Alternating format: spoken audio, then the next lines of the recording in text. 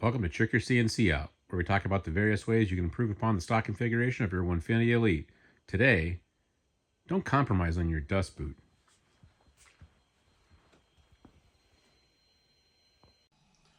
Dust collection is a big deal when you're doing CNC.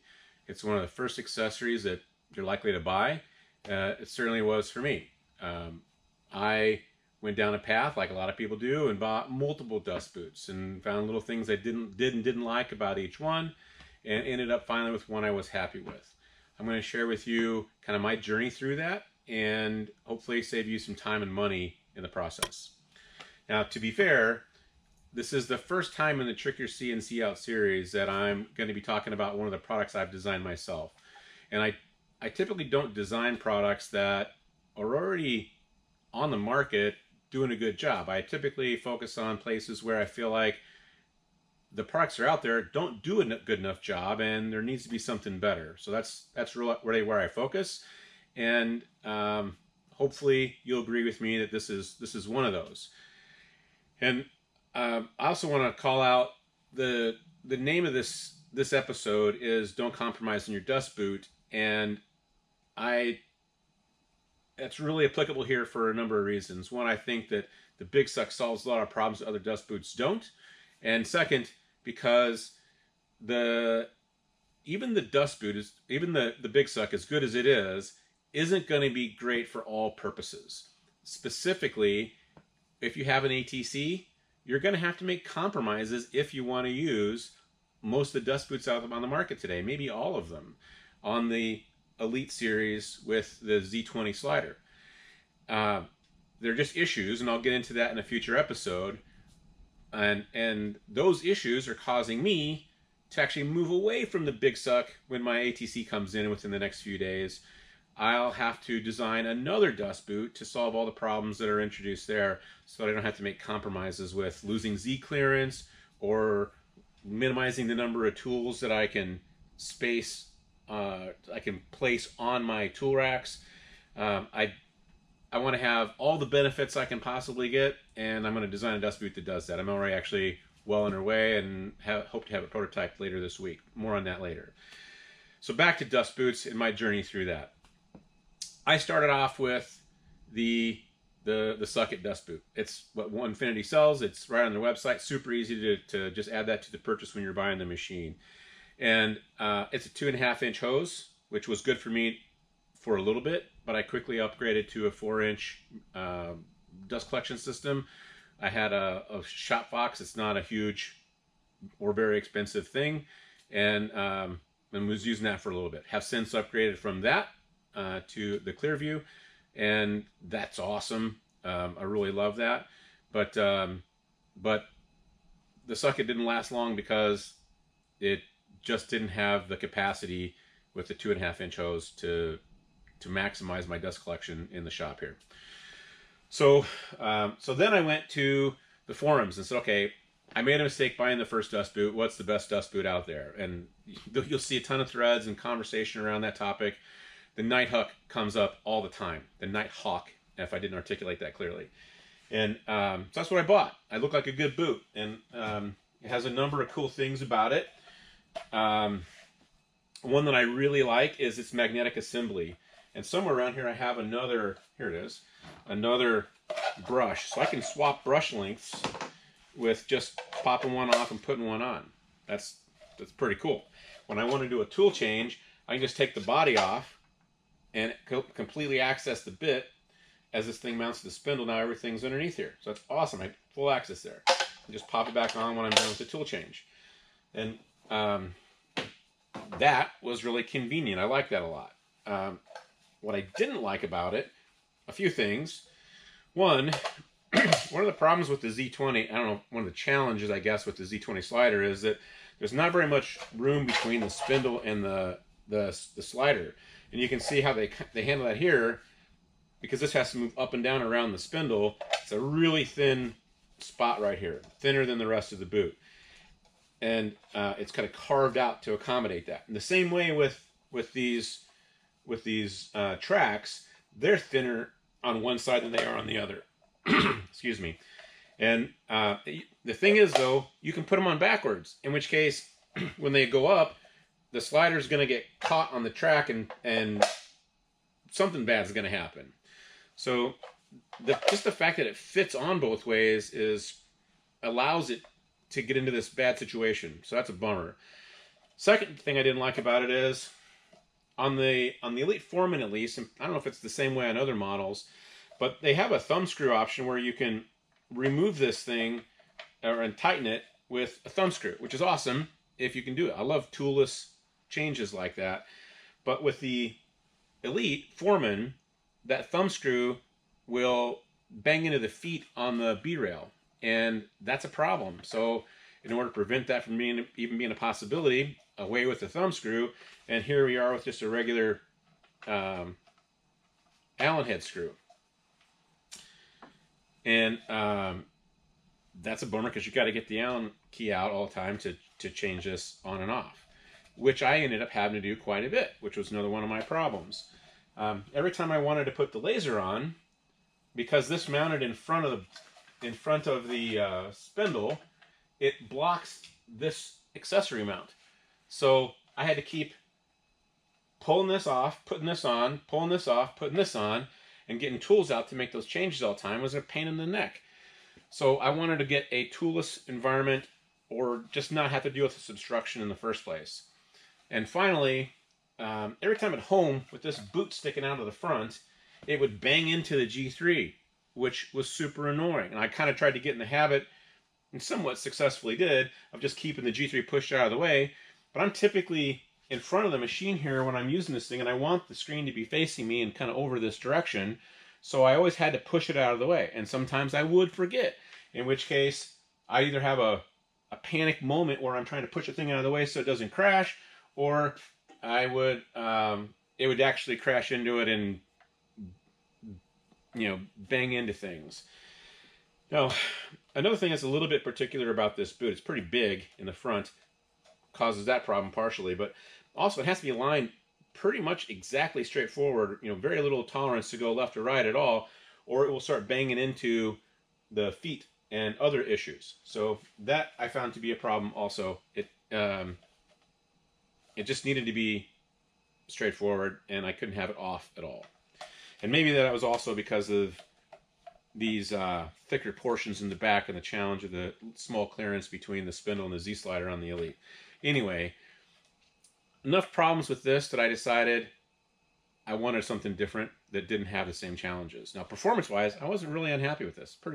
Performs well, just has some soft issues that I couldn't get over. So then I went with the PwnCNC V9.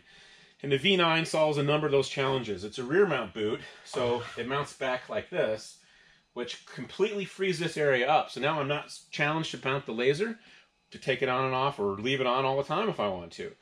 I don't have to worry about anything in the front banging into the G3 or having to race to push that out of the way before some damage happens. Those things are great. So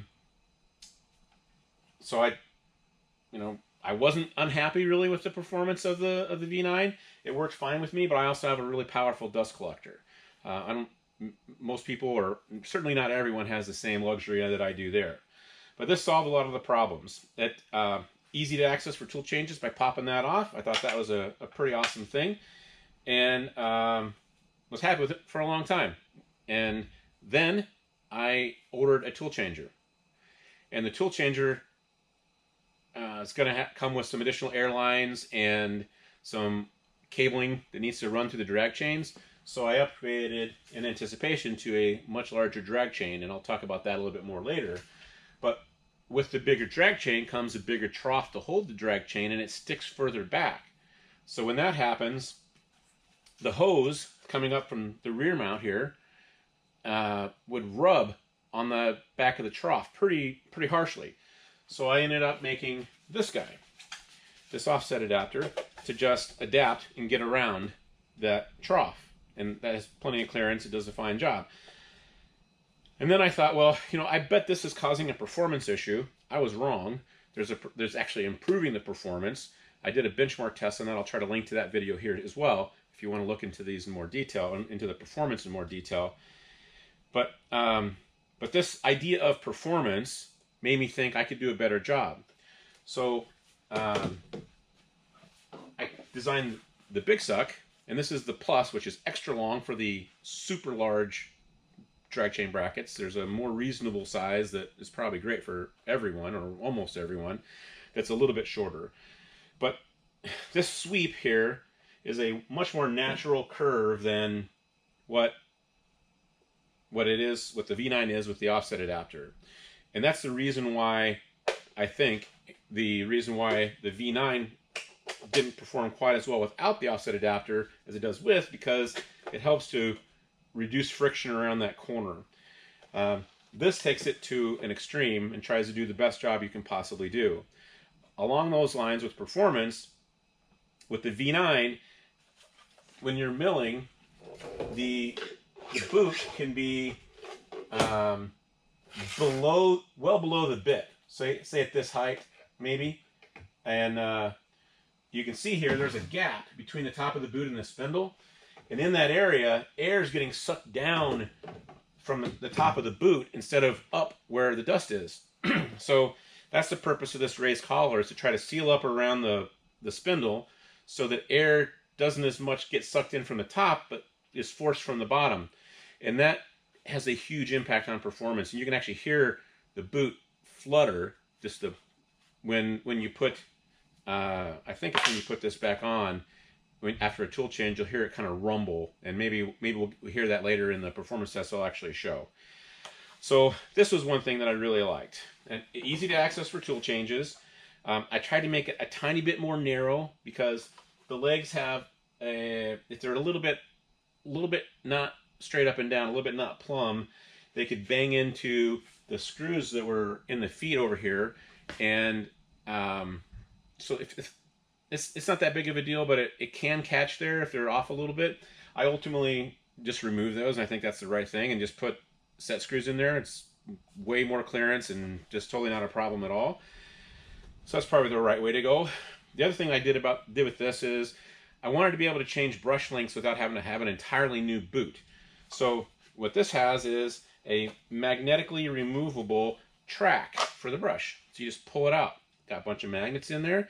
It sits on rails. You can just slide a new one in, pop it in, and you have, a new track and a new front, and you just, you're good to go.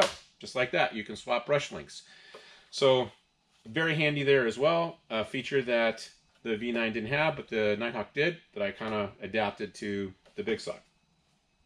So with that, I think it's got great performance, as you see in that other video. If you look through that, it's got, I would say, equal to or better performance than the Nighthawk. Way better, like 3 times as, roughly 3 times the performance of the V9 in terms of overall suction. And it solves a lot of the problems that the Nighthawk had in terms of hanging out of the front, banging into the G3, requiring tools to change, to remove the Nighthawk so that I could put the laser on. Even having to do that at all, I don't have to worry about it now. I just have to leave the laser on all the time, and I don't have to pull tools out at all. It's a piece of cake. So solves a lot of problems, has excellent performance, and for those reasons, I think it's legitimately the best non-ATC boot that's out there today for this machine. With that, some people have asked to see the actual performance of it in action. I'm going to show that, but I'd say your mileage may vary. You're going to have a different setup, right? My dust collection system is really nice, and yours may be more powerful, but it may not be as powerful as well. And so I don't know that you're going to get exactly the same kind of results that I'm going to get, but I'm still going to show it so that you can see what it looks like. I'm going to do it with MDF because I think MDF is one of the more challenging things to work with in terms of dust collection. But hopefully you like taking a look at that, and we'll get to that now.